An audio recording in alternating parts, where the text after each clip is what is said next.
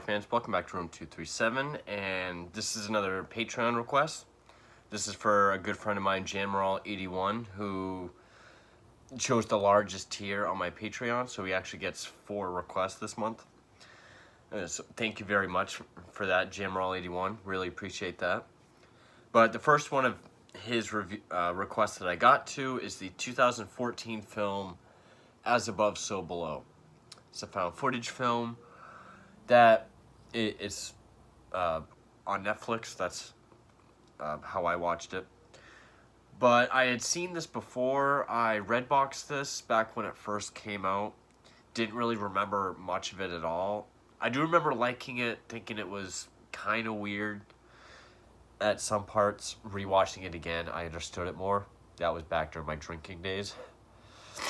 But it's directed by John Eric Dowdle, who, see what else he directed. Oh, he directed Quarantine. All right. 2010 film Devil. All right. He directed the Poughkeepsie tapes. So the Poughkeepsie tapes I like. Quarantine I actually do like. Devil not so much. He directed No Escape, which is an action film. I didn't see that. And he directed this, which I do enjoy. And it stars Perdita Weeks, Ben Feldman, who I recognize as one of the guys in the opening of the Friday the 13th reboot. He's the one that gets the bear trap on his leg, and then he gets the machete right to his head.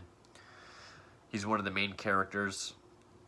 Edwin Hodge, Francois Civil, Marion Lambert, and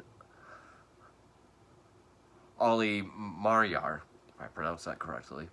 Put out through Legendary Pictures, a budget of $5 million, and it made just under $42 million at the box office. Got fairly decent, actually it got really low reviews on Rotten Tomatoes. For some reason I thought this was a praised film. I guess not. But I guess a lot of people didn't really like it.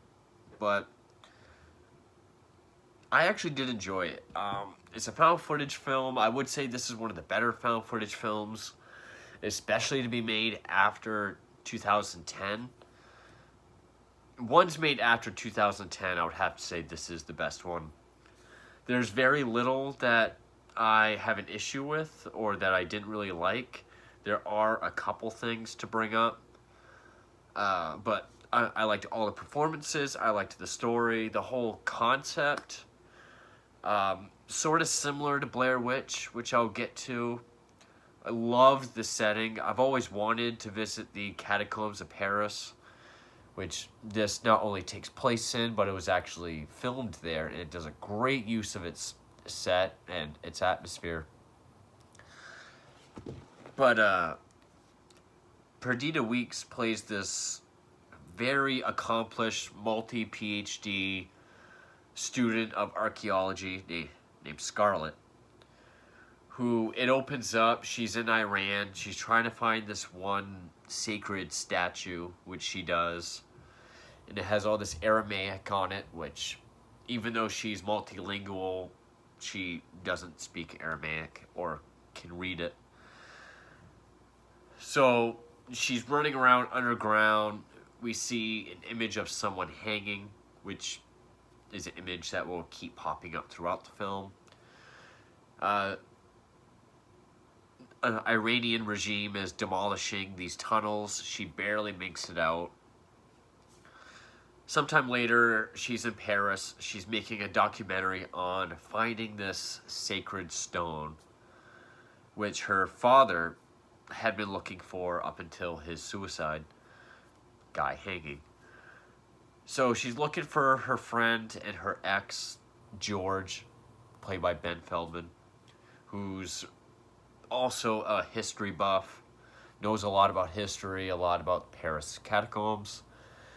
He's repairing a 200-year-old not working church bell. Was it Notre Dame? I'm going to feel really stupid if it was. They didn't really say, but might have been the Notre Dame bells he was repairing. He disagrees to help her because on one of their last excursions, he ended up in a Turkish prison. Her cameraman is this guy named Benji. He ultimately agrees to be her translator to look at the stuff she got off the statue in the beginning, but he will not go underground. He has claustrophobia, which the actor Ben Feldman also has claustrophobia. He had to keep taking breaks. I think that actually helped with his performance because it really shows that he is claustrophobic. It kept shining through his performance. I think it helped him. They start reading the stuff, and it's kind of like National Treasure. I mean, I kind of like a found footage horror movie version of National Treasure, where there's all these puzzles and clues that they gotta figure out that deal with history. They're looking at these maps of the catacombs, and they realize there's this one tomb that's been closed off, never been found forever. It's full of treasure, and it has this certain, I think they call it the Rosetta Stone at one point. They're told to meet this guy named Pappy, who is an expert at getting into the catacombs, not through like tour guides. He's at a nightclub, and when they go to the nightclub, there's this one woman walking around who's just kind of walks around, blank stare. Again, reminds me of Barbara Steele. I don't remember what movie I was watching recently that I did a review of, but it was someone else that reminded me of Barbara Steele. She walks around. We see her a few times. She's actually one of the good scares of the film. But, so they meet up with this guy. He agrees to, he was like, well, do we get half the treasure? Scarlett's like, you can have all the treasure. We're doing it for the historical value, not the treasure. So they get a crew together. There's Pappy. I was calling him Pappy. Pappy is played by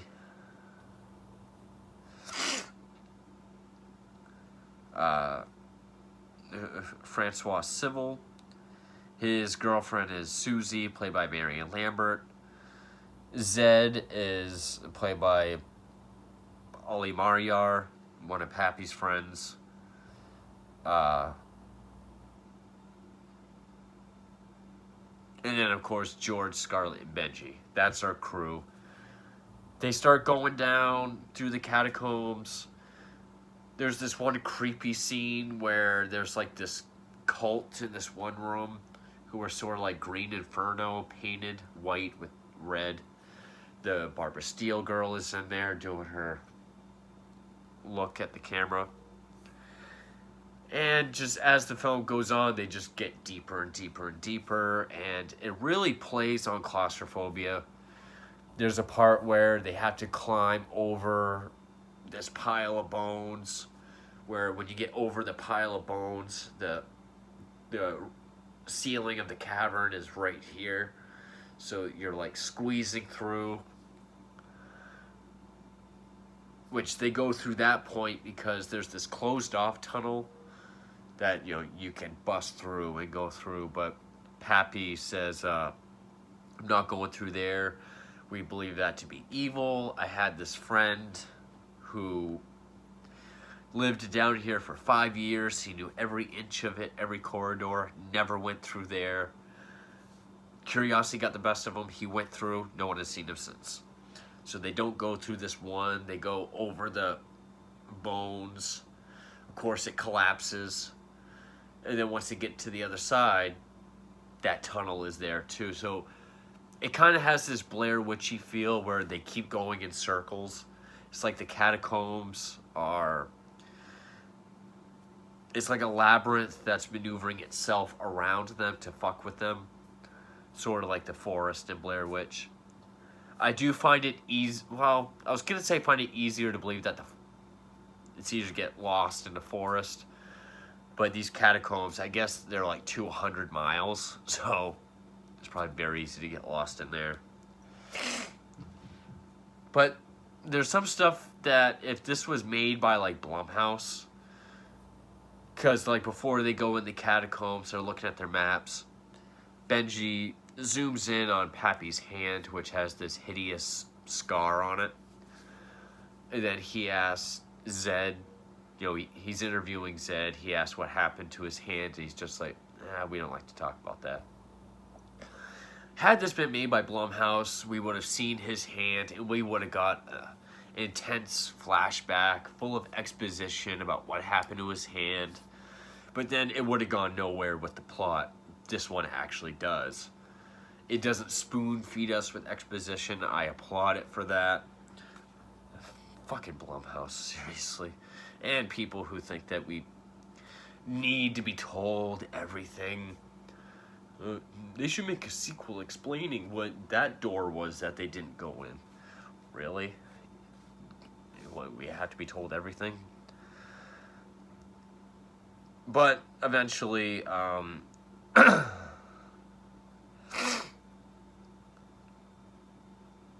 there's even, I guess the friend was named Latupe. He's this creepy Richard Ramirez looking guy who they eventually see.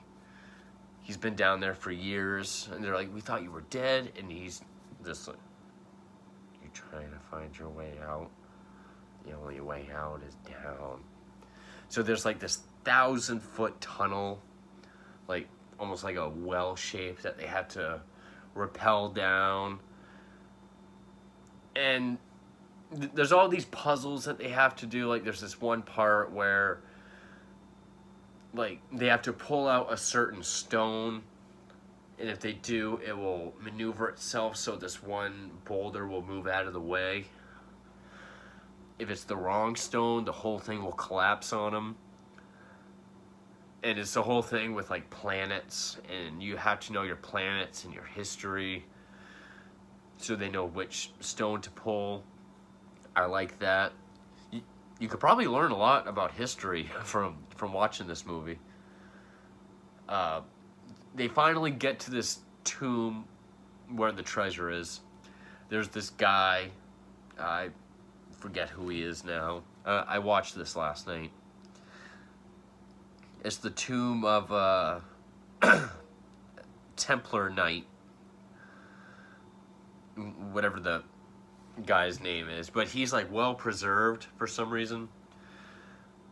There's no treasure in the tomb, but there's like some water, so Scarlet swims under. There's this tunnel where she comes back up. She's in the treasure room. And there's this mural about this Egyptian story about, who was it? Some Egyptian couple that could only touch by hands and feet. She tells the whole story, and it goes up to the sun, which is where the stone is. She cuts it out. It's this red stone. And she says something about how it's like the most valuable stone ever found. That's when she realizes it's sort of like Aladdin. The treasure is a trap, so if they break the gate off of it, the whole room will collapse, which it does. They find out that the stone has some healing powers. Like if you chip some of the stone off over a wound, it will heal, which they do that to Susie. And they just keep going deeper and deeper into the catacombs, trying to find their way out. And they find this drawing called As Above, or this painting called As Above, So Below. Pretty much saying, you know, whatever exists above will exist below. So since they came from above, there must be a door going below, which there is. And, but of course there's a phrase next to it, like, what was it? ends with the, oh, abandon all hope ye who enter here, which is written on the gates of hell in Dante's Inferno. I knew that before I saw this. And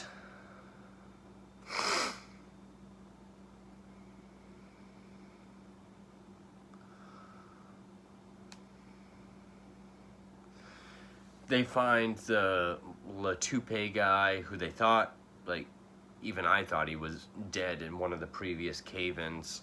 But now he's, like, rabid. So it's like the evil mirrored, pretty much as above, so below. It's like there's a mirror version. They have to go through this mirrored version of itself, of everything they went through. So he's like rabid. He kills Susie. And,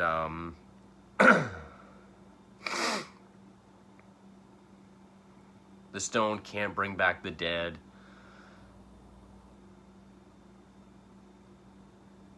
So they go through all these mirror images of areas they've already been.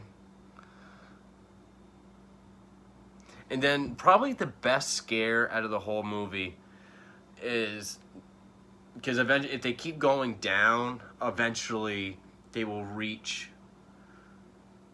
you know, the furthest up place where they were. So it's like that's probably what confused me from the first time I saw it.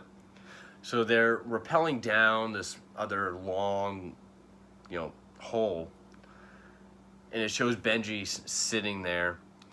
And behind him, there's that woman from before just walks by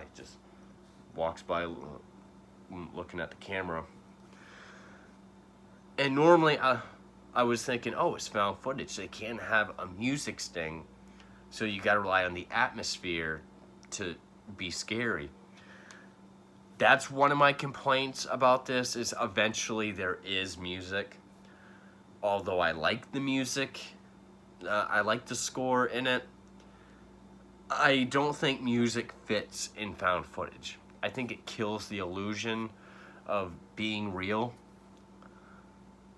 So, I mean, I like the music, but at least in that scene, there wasn't music. But Benji hears her, he turns around, she's there, and of course he falls to his death.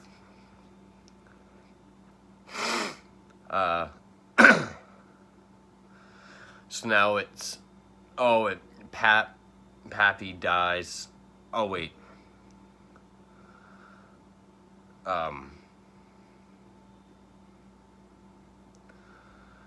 They're walking through this one place, and there's a car that's on fire. They start to see all of their inner demons. Like, George is afraid of caves because when he was a boy, his brother drowned in a cave. And there's a point when they're walking on these bones, and it looks like underneath the bones there's water. And he sees his brother, like, trying to get out through the bones, but he's drowning. So, of course, he's digging through. Scarlett has to tell him it's not real. They're walking through this one room. There's a car that's on fire.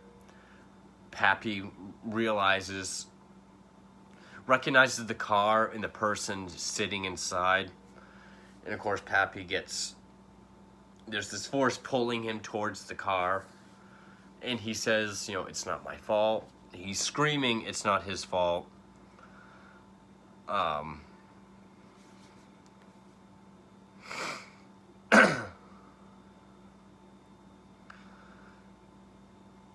But, so that's what we get, is what the scar is from. Doesn't come out and say what it is. Thankfully, it doesn't, because it's not important. He's yelling, it was an accident. That's all we really need to know. You know, we don't need to know every fucking detail. Maybe they'll make a sequel, As Above or So Below, or where they just tell us certain things. You know, it'll be like the Chainsaw Massacre, the beginning, where it'll just be bullshit answers. And then this is the one other complaint I have about it, where a lot of times with supernatural shit, it's hard for me to turn my brain off and suspension of disbelief. But right when he gets pulled up against the car like implodes into itself, then it disappears, and you just see his 2 legs and feet sticking out of the ground. Like, I could have dealt with them having to go deeper to go up, and the whole thing, like, playing with their inner demons and stuff like that. But that car imploding was a little too far-fetched for me. It didn't ruin the movie at all. Just that one scene. That one scene and there being music, even though I like the music. Those are really the only 2 complaints I have about the entire film. But eventually, Scarlett, George, and Zed, they're the only ones left. They even walk through, there's like these white, dusty, demonic figures that they have to get by. George gets his throat, like, ripped out.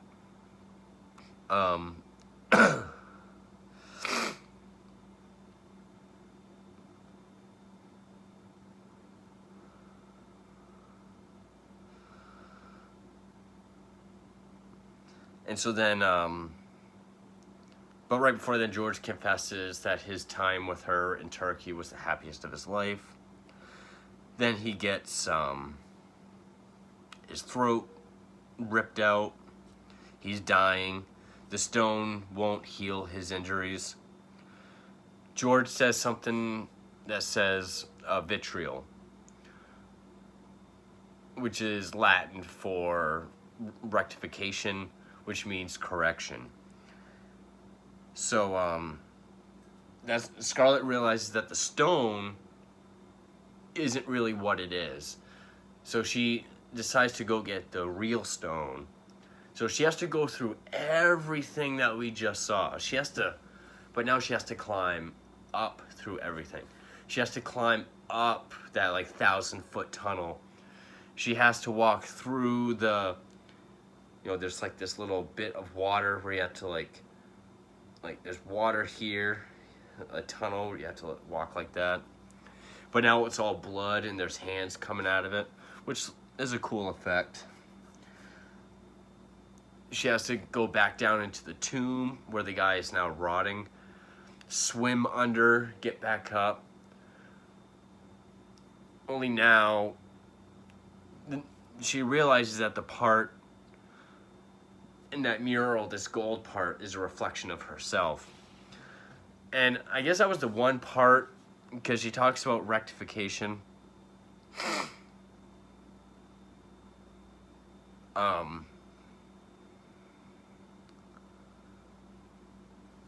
She sees the hanging man from before, which is her father. She hugs the hanging guy, says she's sorry. And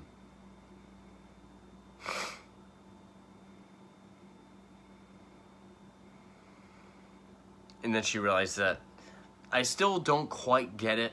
When she sees that golden mirror, she realized that she has the magic, with the healing magic within herself. Like, she is the stone.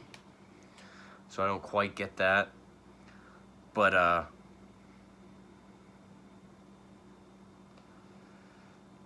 when she her rectification is when she hugs her hanging father, because she ignored a lot of his phone calls, which he would call when he had suicidal thoughts. So she kind of carried that guilt. So she apologized for that, makes it all the way back to Zed and George. She puts her hands on his neck, kisses him, and then he's healed.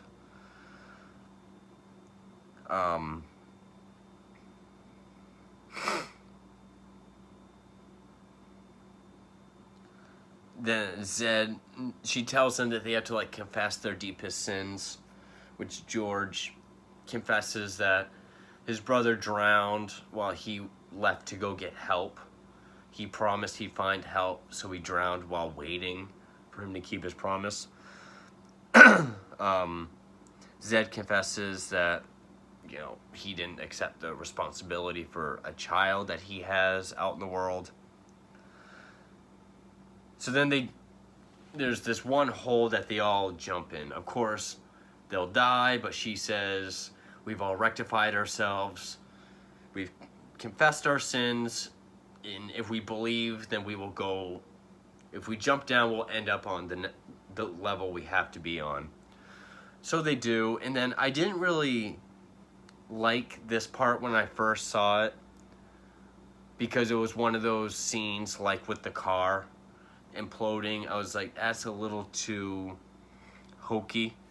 But here I understood the film more, so I actually do like this scene. There's a manhole cover on the ground, so they pretty much gone as deep as they could go. They realize you have to push down on the manhole cover to get it to go up in real life. So they're pushing down, but the manhole cover is being lifted on the outside. So they push down, push it to the side, and then the camera does this cool thing where it's upside down, and we see them sort of pull themselves through, like they're crawling through it upside down. It's kind of hard to explain. And then, like, they stand up upside down, but then Zed picks up the camera and it goes normal, and they're outside. They made it out, and they just walk away. Flashback of before the documentary of, beginning of the documentary of Scarlett wanting to find the truth of this stone. And that's the end of the movie. I thought it was very atmospheric. I like the idea of, you know, we're going into the bowels of these catacombs. The only way to get out is to go deeper. You have to go deeper to go up. And it mixes in like Dante's Inferno. Like, it starts out with like the history of these catacombs, and then it mixes in like Dante's Inferno and the gates of hell and rectification. It does have good chilling scenes, like when Benji's sitting there and that one woman just walks by in the background, like silently, and looks at him. Has good scares like that. Again, the only thing I have a problem with is, even though I like the music, I like the score, found footage movies, I believe, should not have music. It kills the illusion of it being real. And just the sort of Pappy's sort of hell, his inner demon of the burning car pulling him in and then imploding. And that's just my own suspension of disbelief. That's not the film's fault. That's more just my personal preference. But other than that, I thought it was plenty atmospheric. Definitely the best found footage film made after 2010. I would still say I like Blair Witch more. I can't even really compare like Wreck and Quarantine and other ones that I really like, because it's so different. But I would say As Above, So Below is one of my favorite found footage films. I do think it's very well made. I love the look of the Paris catacombs. Again, I've always wanted to visit there and check those out. Love the atmosphere. But yeah, so jamaral81, I hope you liked this review. It was really great to revisit this film again. It's been, again, 6 years since I've seen it at this point. But I really enjoyed it. It was good seeing it again. So thank you for watching.